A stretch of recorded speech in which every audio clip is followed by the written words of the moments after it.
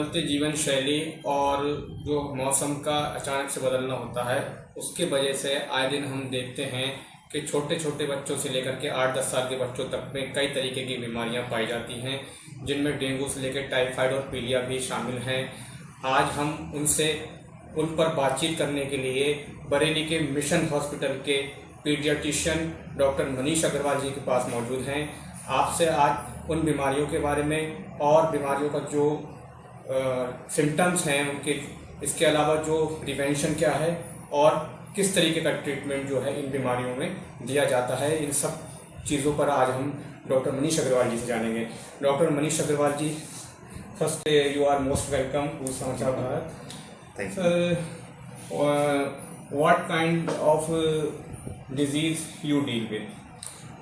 I am dealing with all type of pediatric illnesses. Pediatric means from since birth to 14 years of age, and I am the in charge of NICU and PICU in Mission Hospital for last 10 years. So I deal in premature babies, newborn babies, and also seriously ill pediatric patients. Doctor Saab, which kind of disease find out in the children nowadays? During these days in rainy season especially, there are two types of problem that I have learned in my last 10 years of experience in this hospital. First, one set of diseases which are due to unhygienic water, drinking water, that water which is not safe for drinking. So the GIT problems, mainly typhoid, jaundice, which is called in common language as pília, and diarrhea, loose motions, and other set of illnesses which are vector borne, that means that are spread due to the mosquitoes, like dengue, malaria, and Japanese encephalitis. These two type of illnesses are quite common from July to October or November. The disease, you told us that how can we differentiate to diarrhea, pília and third जो बीमारी आपने बताई है typhoid. In diarrhea there are loose motions and vomiting, and there is child becomes very dehydrated.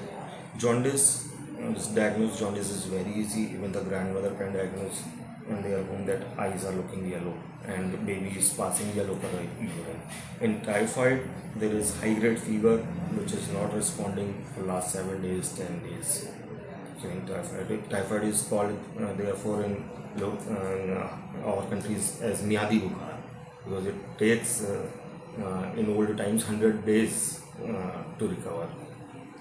Doctor Manish Agarwal ji जो बता रहे हैं कि जो जुलाई से लेकर के अगस्त और सितंबर अक्टूबर तक बीमारियां जो रहती हैं बच्चों में ख़ास तौर से, वो आपने बताया है कि उनमें बुखार है, आपका डेंगू है और पीलिया है, इस तरीके की जो चीज़ें हैं वो बच्चों में ज़्यादा देखी जाती हैं। और अब डॉक्टर साहब से ये भी जानेंगे कि इनका जो उपचार है वो क्या है। इसके अलावा प्रिवेंशन भी जो है बीमारी का जो बहुत महत्वपूर्ण रहता है। कहते हैं कि prevention is better than cure. तो डॉक्टर साहब, इसका जो प्रिवेंशन है बीमारियों के वो क्या क्या हैं और उपचार क्या है इनका? देखिए, उपचार के लिए तो मैं यही कहूँगा कि आप अपने नियरेस्ट जो भी क्वालिफाइड डॉक्टर हो उन्हीं को दिखाएं, किसी भी झोला छाप डॉक्टरों के चक्करों में ना पड़े। पुरानी कहावत है, नीम हकीम खतराए जान।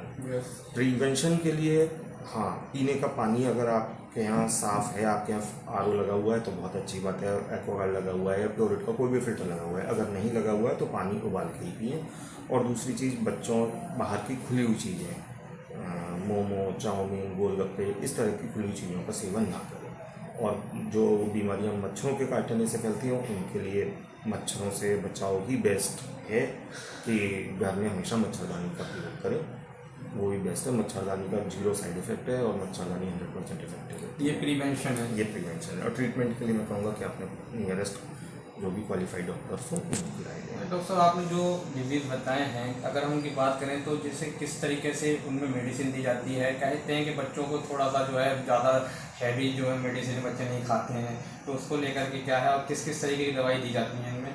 इनमें जो भी दवाई होती है हम बच्चों में देते हैं वो बच्चों के वजन के हिसाब से देते हैं। बच्चों की एज से ज़्यादा हमें पीडियाट्रिशियन जो भी दवाई देता है वो बच्चों के वजन के हिसाब से देता है। तो हमें किसी भी बीमारी के लिए अगर कोई भी मेडिसिन लिखनी है तो हम पहले बच्चे का वेट करते हैं और उसके हिसाब से दवाई देते हैं। और वो जो क्वालिफाइड जो भी क्वालिफाइड पीडियाट्रिशियंस होंगे वही दे पाएंगे। जिनको पीडियाट्रिक्स की डिग्री नहीं है तो वो बच्चों के वजन के हिसाब से दवाई नहीं देते हैं, वो अंदाज से दवाई देते हैं। उसमें दवाई की डोज कम ज़्यादा हो सकती है तो उसके लिए उन साइड इफेक्ट आ सकते हैं। डॉक्टर साहब, एक लास्ट एक बहुत ही इम्पोर्टेंट चीज़ जो है हम आपसे पूछेंगे कि मिशन हॉस्पिटल में अगर जो पीडियाट्रिशियन से रिलेटेड या जो पीडियाट्रिक्स बीमारियों से रिलेटेड जो यहाँ फैसिलिटीज़ क्या क्या हैं, अगर एक पेशेंट अपने बच्चे को लेके आता है तो क्या क्या सारी चीज़ें उसको यहाँ पर मौजूद मिलेंगी? जो इन्वेस्टिगेशंस हैं या जो दवाइयाँ हैं, सारी चीज़ें क्या यहाँ अवेलेबल हैं? जी बिल्कुल, हमारे यहाँ हर तरह की जाँचें और इलाज की पूरी सुविधा है।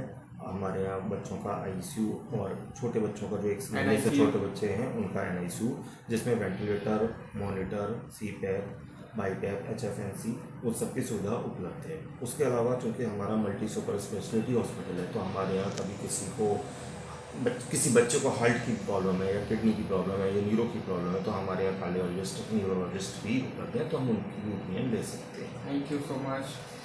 Doctor Manish Agarwal, pediatrician, Mission Hospital से आज आपने बच्चों की जो बीमारियां हैं उन पर अच्छे तरीके से जानकारी हासिल की है। डॉक्टर साहब का कहना है कि ख़ास तौर से बरसात के मौसम से लेकर, डॉक्टर साहब का कहना है कि जो जुलाई से लेकर के अगस्त, सितंबर, अक्टूबर तक कई तरीके की बीमारियां बच्चों में पाई जाती हैं तो उन पर किसी झोला छाप का इलाज ना कराएं, सीधे एक अच्छे और एक काबिल और एक जानकार डॉक्टर से ही अपना जो है परामर्श लें और बच्चों का प्रिवेंशन रखें, ख़ास तौर से जो बच्चे इस बीमारी से घिर जाते हैं।